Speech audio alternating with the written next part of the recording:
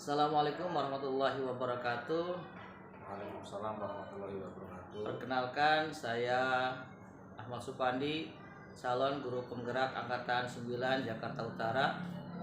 Hari ini saya akan melaksanakan tugas modul 3.1, yaitu pengambilan keputusan berbasis nilai-nilai kebajikan sebagai pemimpin.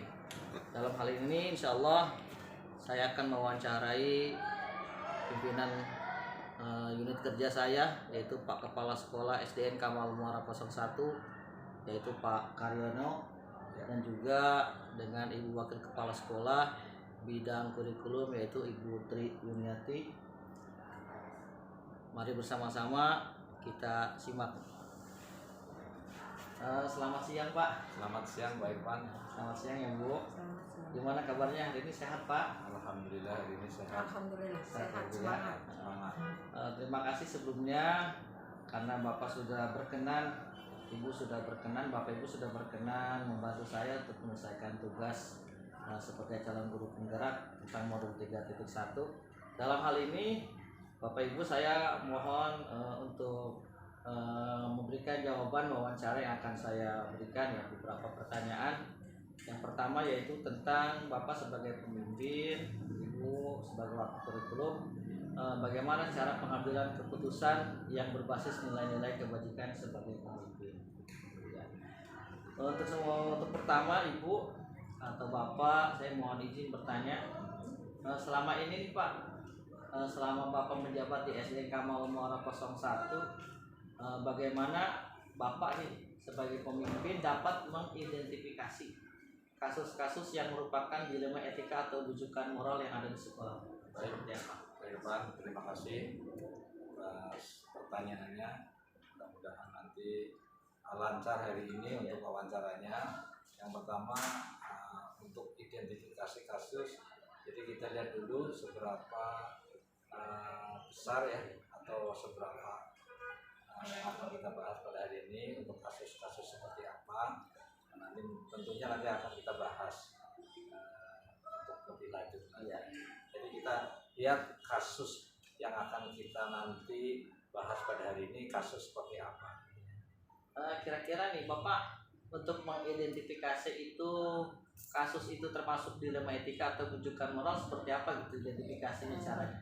Kalau saya boleh menambahkan, jadi untuk kasus-kasus itu, kami di sekolah itu masukan dari guru.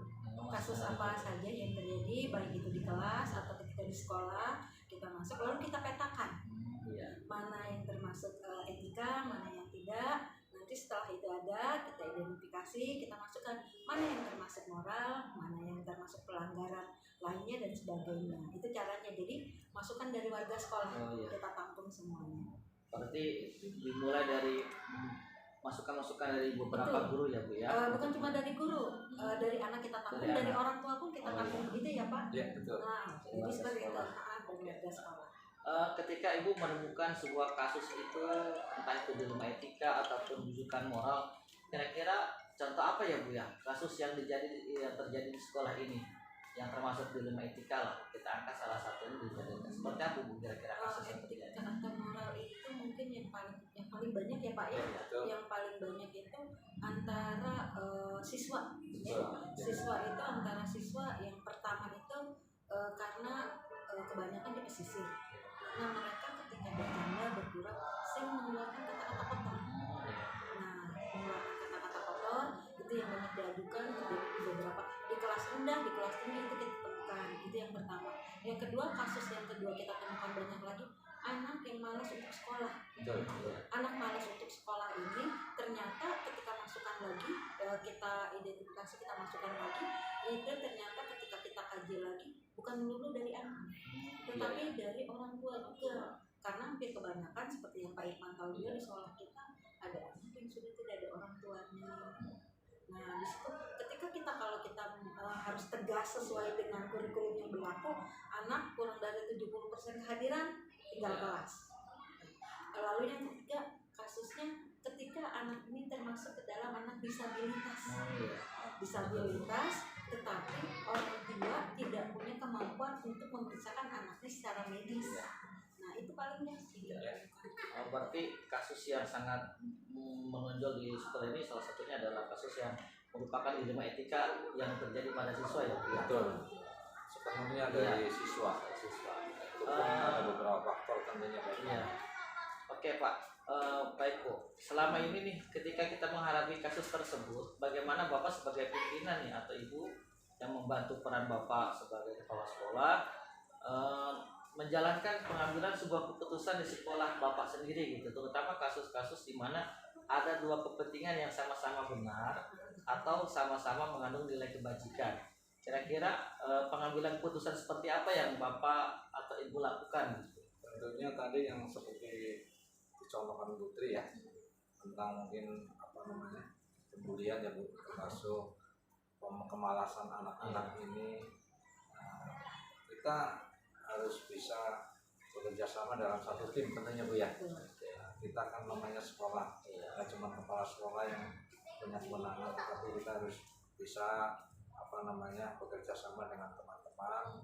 Tentunya saya sebagai kepala sekolah ada 2 wakil, yang pertama tentang kurikulum dan siswaan. Ini sebenarnya kalau udah kita urusannya dengan siswa ini tentunya wakil kurikulum, wakil siswaan tentunya ya. Jadi kita harus bisa bekerja sama dengan teman-teman, cari solusi bagaimana yang terbaik agar nanti ini bisa berjalan atau mungkin sesuai dengan harapan kita. Mungkin ada tambahan? Mungkin tambahannya tadi kan yang ditanyakan cara mengambil keputusan. Iya. Jadi untuk keputusannya yang pertama kali tadi yang sudah disampaikan Pak Aryono itu kita memang berdiskusi, kita sharing. Yang pertama kita melibatkan komite sekolah, orang tua kita panggil, guru kita panggil, kepala sekolah dan wakil kita berembuk. Nah dalam berembuk itu kita cari apa sih akar masalahnya yang mendasari kejadian itu bisa terjadi, peristiwa itu ya. Lalu kita lihat ya, ketika itu berkaitan ternyata kalau ketika kita keras dan contohnya anak yang malas ya, anak yang malas sekolah, ketika kita menegaskan peraturan di sekolah kan di poin keberapa itu ada ketika anak berturut-turut 2 minggu tidak masuk maka keluar dari sekolah. Sedangkan ketika kita lihat ternyata anak itu tidak sekolah karena tidak ada perhatian dari orang tua, bahkan orang tuanya jadi anggota TKW, dia di sini cuma sama bibinya, dikasih tahu sama bibinya mau itu kita sulit ya. Kalau kita tidak ambil keputusan tegas anak ini melanggar peraturan, tapi kalau kita ambil keputusan anak ini keluar putus sekolah. Nah di situ kita cari solusinya bersama. Jadi mana mudorotnya yang paling banyak yang mana itu yang kita cari. Oke Bu ya. Baik Bapak Ibu, jadi dalam menjalankan sebuah pengambilan keputusan Bapak sebagai pimpinan sini nggak bisa berdiri sendiri. Betul. Jadi melibatkan beberapa stakeholder yang ada di sekolah seperti komite, wakil kepala sekolah, guru-guru ya Pak ya. Ada beberapa langkah yang memang Bapak harus lakukan, terutama kalau kita tahu kalau anak udah 75% absennya mungkin udah jadi masalah ya Bu ya. Nah ketika Bapak sudah melakukan konsolidasi terhadap beberapa stakeholder yang ada, kira-kira langkah atau prosedur seperti apa yang bisa Bapak lakukan selama ini selain itu?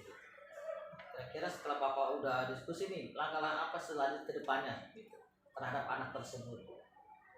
Kalau yang pernah dilakukan untuk kasus tersebut, untuk yang diberlakukan yang pertama kita memang mengambil satu tindakan tegas.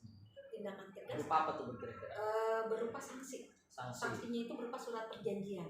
Surat perjanjian yang anak ini harus buat sendiri. Mungkin SP ya Bu ya? Ya, surat peringatan. Tapi surat peringatan pun bukan kami pihak sekolah yang menentukan kamu begini-begini, anak sendiri. Kita ajak ngobrol, kamu kalau begini salah atau tidak? Oh iya, dia bisa menemukan salahnya di mana, ruginya di mana. Kalau kamu melanggar peraturan berarti sanksi apa yang kamu kita tawarkan? Sanksi apa yang dia mau? Oh sanksinya nanti saya kalau itu mau belajar tambahan, mau ini kita serahkan kepada anak. Gitu, tapi ketika kita menemukan hal seperti itu, mungkin dalam hal ini konsekuensi kepada anak ya Bu ya. Betul. Jadi anak menentukan sendiri konsekuensinya ya. Ketika dia menurut saya ya seperti yang dikatakan Putri, jadi anak biar sadar dengan sendirinya gitu, tanpa ada paksaan dari siapapun, baik dari orang tua maupun dari yang lain. Kalau sadar dengan sendirinya, tentunya semuanya akan dilakukan dengan baik, dengan ikhlas.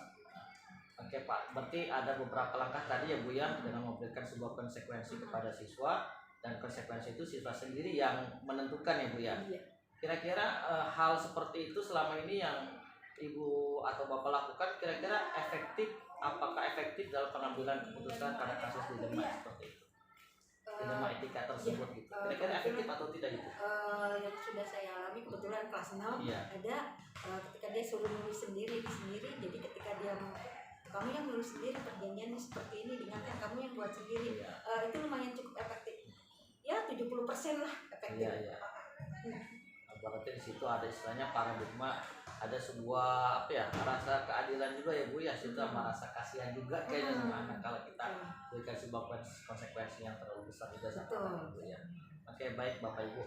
Selanjutnya nih Bapak Ibu, pertanyaan selanjutnya kira-kira hal-hal apa saja yang selama ini merupakan tantangan Ibu? Tantangan dalam pengambilan keputusan pada kasus-kasus dilema etika. Kira-kira dalam menghadapi sebuah kasus dilema etika selama ini yang Bapak Ibu rasakan, kira-kira tantangannya seperti apa gitu? Sebenarnya Apakah ada tantangannya? tantangan banyak ya Bu ya. Kadang-kadang memang yang seperti tadi Bu bilang, itu pun kadang-kadang tadi sepenuhnya bukan karena kemauan anak, tapi memang faktor dari orang tua juga. Yang kedua, kadang-kadang orang tua bukan konsisten ya Bu ya. Jadi kadang-kadang kita sudah datang ke rumahnya, kita sudah wawancara dengan orang tua, karena orang tua nggak ada respon dan sebagainya. Ini sebenarnya tantangan bagi kita gitu, bagi kami yang tantangan paling terbesar datang dari orang tua itu bisa datang, tidak pertama memang dari anaknya, yang kedua didukung orang tuanya yang kurang respon.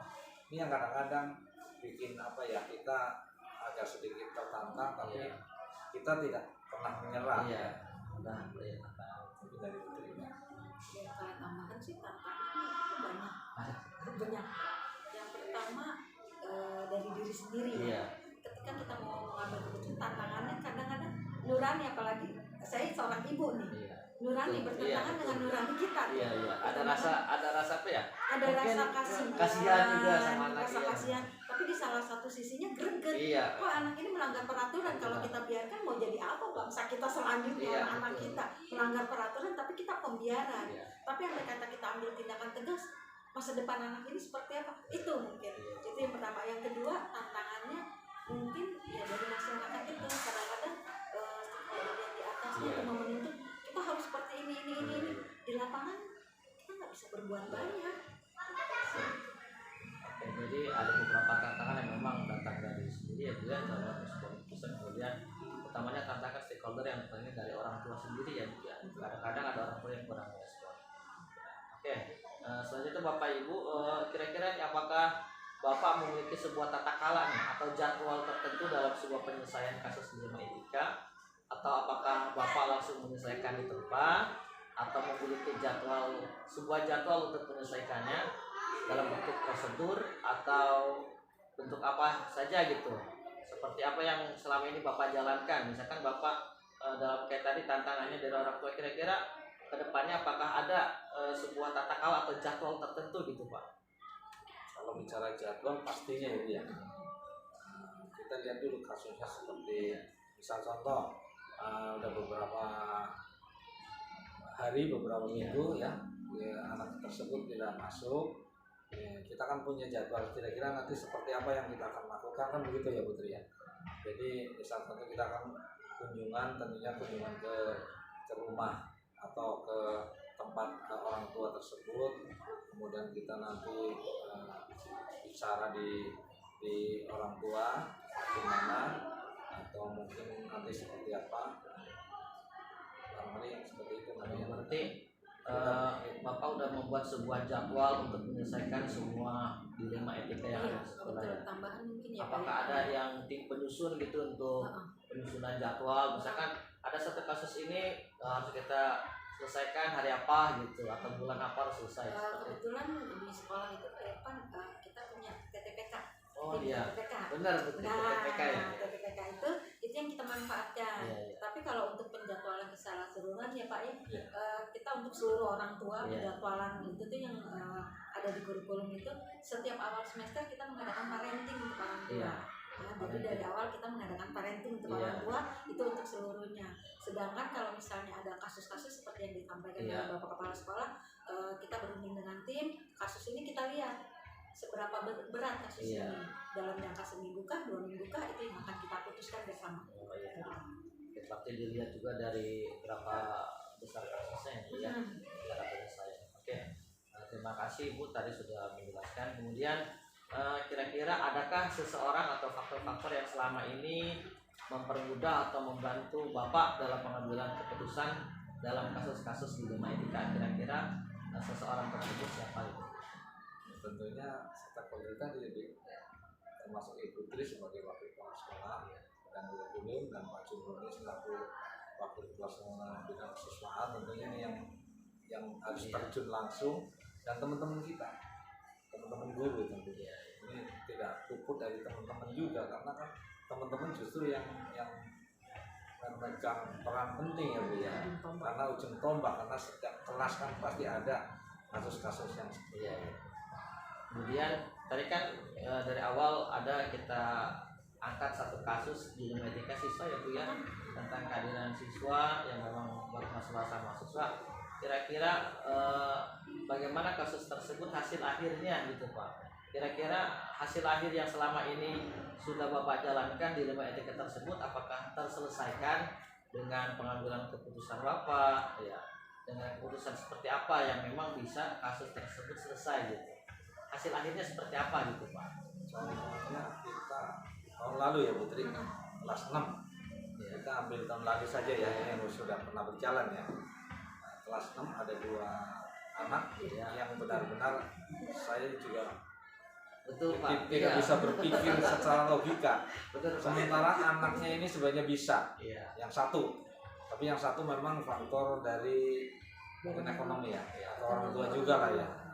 Yang pertama untuk yang siapa namanya waktu itu gitu? Novi ya. Bukan, yang satu laki-laki.